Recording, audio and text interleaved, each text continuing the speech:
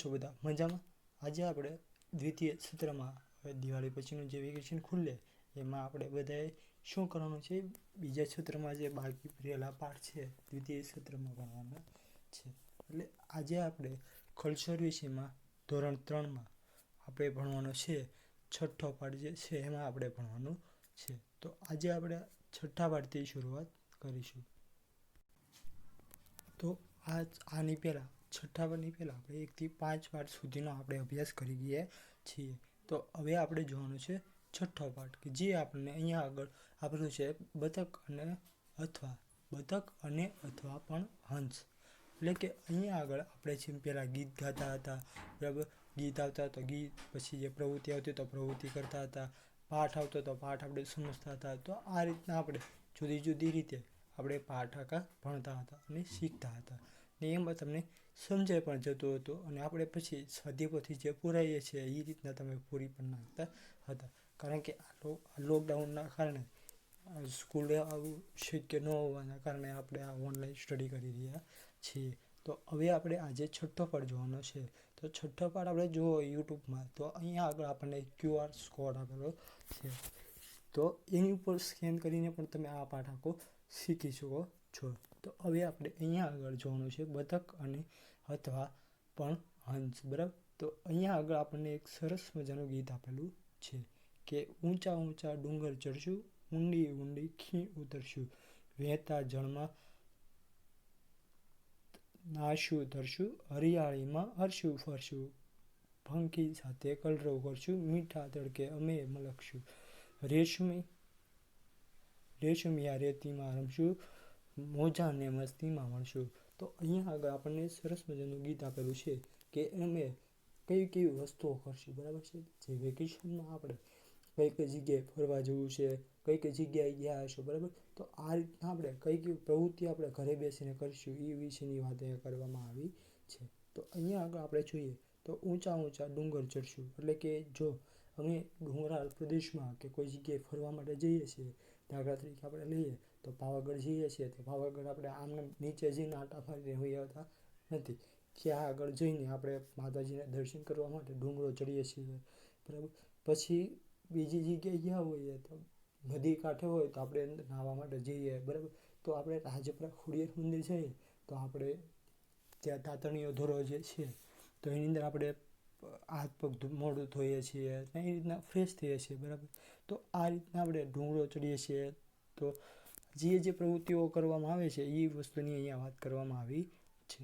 તો ઊંચા ઊંચા ડુંગર ચડશું, ઊંડી ઊંડી ખીણ ઉતરશું. એટલે કે ડુંગરા હોય ઊંચા હોય, બરાબર, અને ખીણ હોય એટલે ખીણ એટલે કે જમીનની અંદર જે કૂવા જેવું હોય ને એને કૂવા કરતાં પણ ઊંડી હોય, બરાબર. તો એને આપણે ખીણ કહીએ છીએ. તો ખીણ ઉતરશું, બરાબર. તો એ રીતના ઉતરવાની વાત કરે છે. પછી વહેતા જળમાં નાહશું તરશું, બરાબર.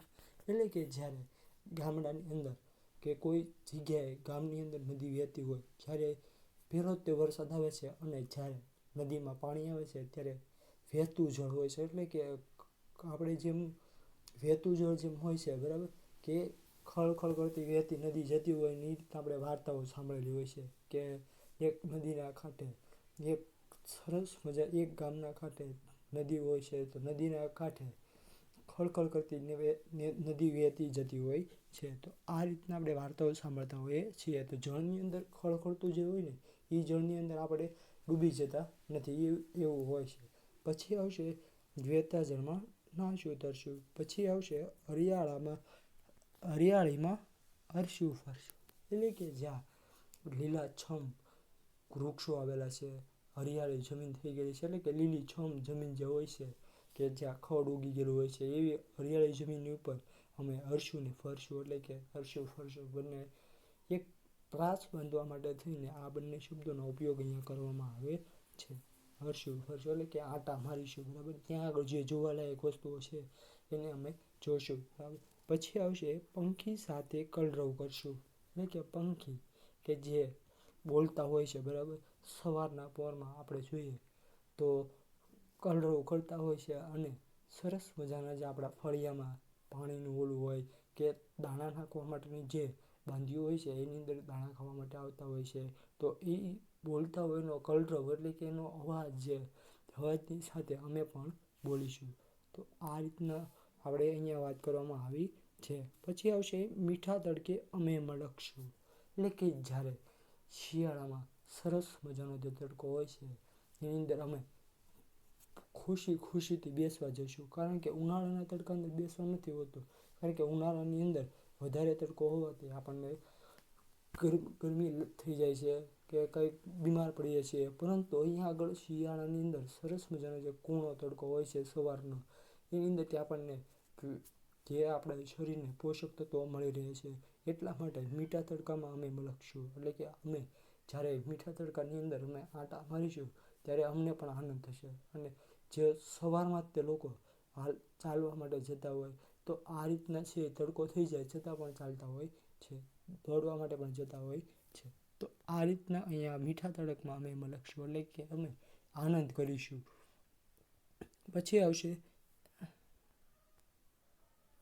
રેશમિયા રેતીમાં રમશું, બરાબર, ઢળશું, એટલે કે રેશમિયા રેતીમાં એટલે કે રેતી જ્યાં હોય છે દરિયા કિનારા પાસે હોય તો ત્યાં આગળ અમે ઢળશું એટલે કે અમે જ્યારે આપણે જઈએ છીએ દરિયા કિનારે તો ત્યાં આગળ રેતી હોય કે પણો હોય કે એની અંદર આપણે જ્યારે આમ આળોટતા હોઈએ કે કોઈ બેસીને નિરાતે રમતા હોઈએ, બરાબર, તો એની અંદર ઢગ બનાવતા હોઈએ.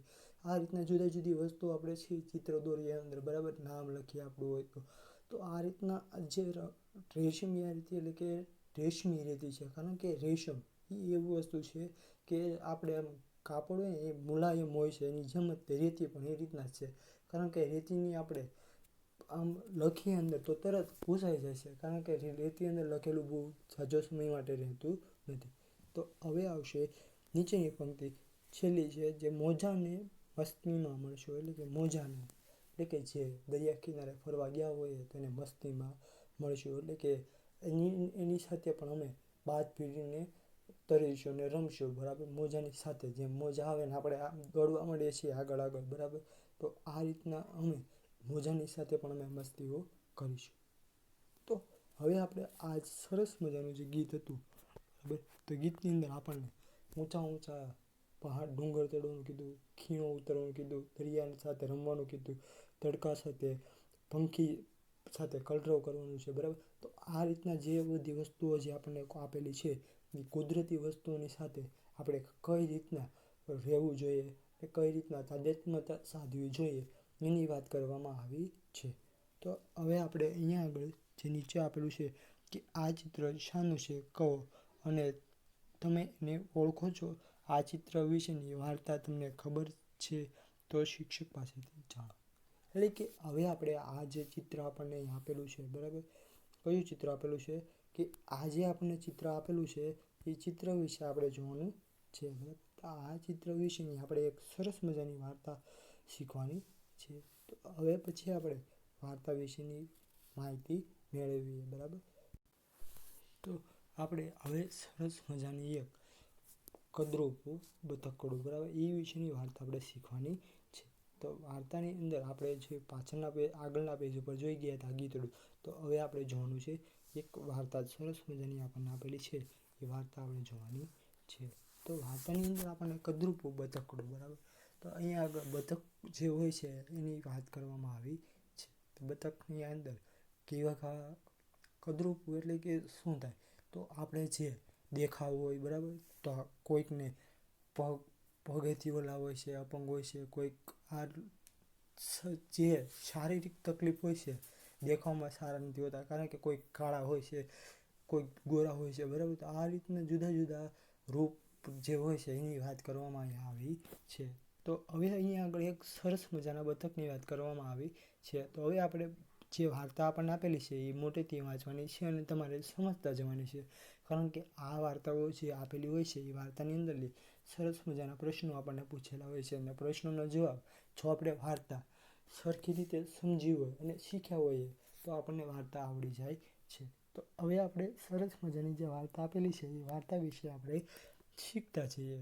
તો આવશે, એક બતકીએ એક સુરક્ષિત જગ્યાએ 4 ઈંડાઓ મૂક્યા, બરાબર.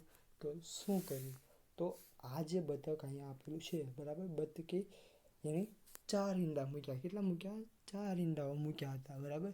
તો ઈંડાઓ મૂક્યા, તે ઈંડા પર બેસી અને બચ્ચા બહાર આવ્યા બરાબર. તે ઈંડા પર બેસતી અને બચ્ચા બહાર આવ્યા.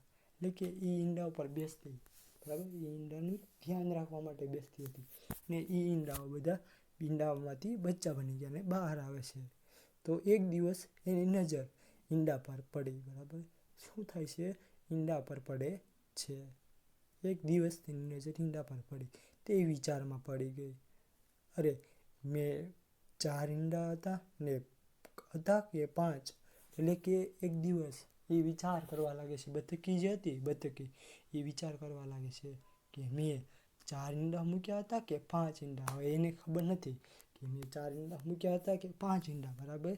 તો આપણે લેસન આપણે લાવતા હોઈએ તો આપણે કોઈક વાર એવું કરીએ કે અધૂરું લેસન લાવ્યા હોઈએ બરાબર, તો શું કરીએ છીએ, અધૂરું છે પૂરું છે એ મને ખબર નથી, કારણ કે આપણે બીજા પાસે લખાવ્યું હોય તો આપણને ખબર રહે નહીં. એટલા માટે અહીંયા બતકને પણ એવું થાય છે. તો બતકી હતી છે એ કહે છે કે 4 ઈંડા મૂક્યા કે 5 ઈંડા હતા? 4 હતા. ના 5 હતા. હું કેવી માં છું બરાબર. પછી બતકી બોલે છે, હું કેવી માં છું, મારા જે બચ્ચાને ભૂલી જાઉં છું. એટલે કે જે 4 ઈંડા હતા કે 5 ઈંડા હતા? પછી કહે છે કે 4 જ હતા. ના 5 ઈંડા હતા. એટલે એ વિચાર કરે છે કે આ રીતના મારે 4 ઈંડા હતા કે 5 ઈંડા હતા, એ વિચાર કરવા માંડે છે કે હું કેવી માં છું. એમ કરીને એ કહે છે કે હું કેવી માતા છું કે હું મારા બચ્ચાને પણ ભૂલી જાઉં છું. તે 5 ઈંડાને સેવવા લાગી બરાબર.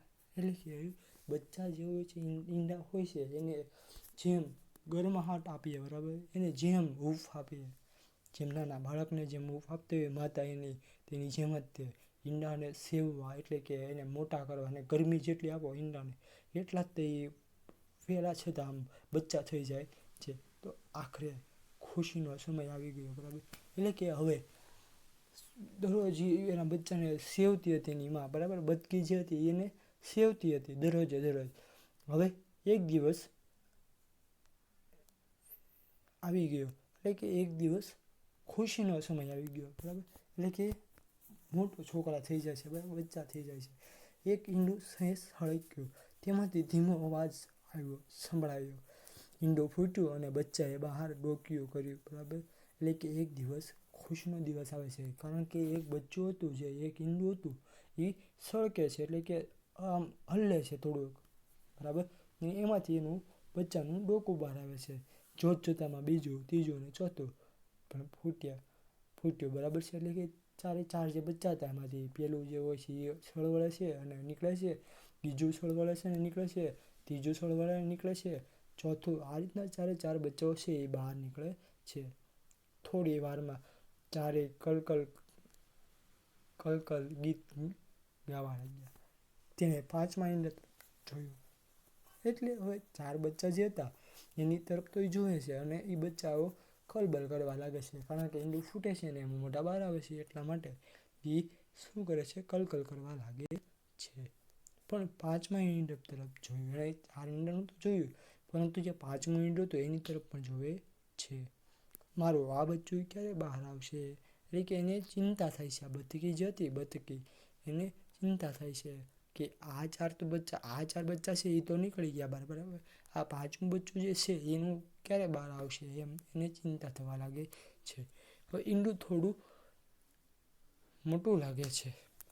એટલે કે આ જે ઈંડું હતું આ બચ્ચું જે છે એનું ઈંડું હતું એ મોટું હતું બરાબર, થોડુંક સાઈઝમાં મોટું હોય છે.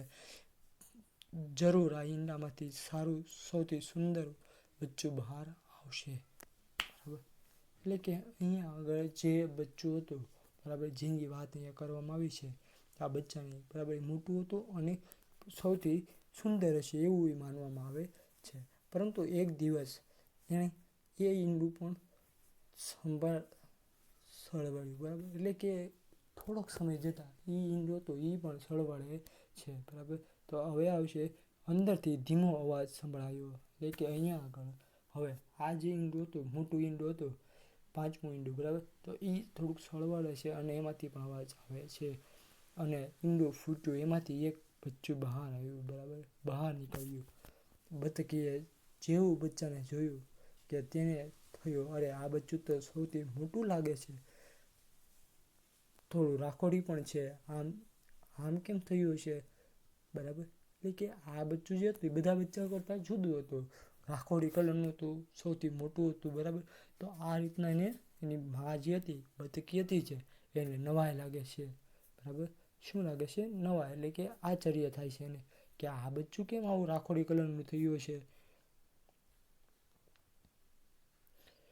પછી તરત મનમાં બોલે, હું કેવી માં છું, જુદું છે તો એ મોટું છે તો છે, પણ બચ્ચું તો મારું જ છે ને, હું એને પણ તરતા શીખવાડીશ, બરાબર. એટલે કે બચ્ચું જેવું હોય એવું, એનું રાખોડી હોય કે મોટું હોય, બરાબર છે, બચ્ચું તો મારું જ છે ને, હું એને પણ તરતા શીખવાડીશ. એટલે કે બતક જેમ તરતા હોય છે એની જેમ હું પણ એને તરતા શીખવાડીશ, બરાબર. પછી આવશે થોડા દિવસ પછી બતક તેને પણ બીજા બચ્ચાઓ સાથે, બરાબર. તો હવે આપણે અહીંયા આગળ શીખવાડીશ ત્યાં સુધીનું આપણે રાખીએ છીએ. હવે પછીનો જે પાઠ જે છે આપણે બાકી રહેતો, એ પાઠ હવે આપણે નેક્સ્ટ લેક્ચરમાં ભણીશું. અસ્તુ. જય હિન્દ, જય ભારત.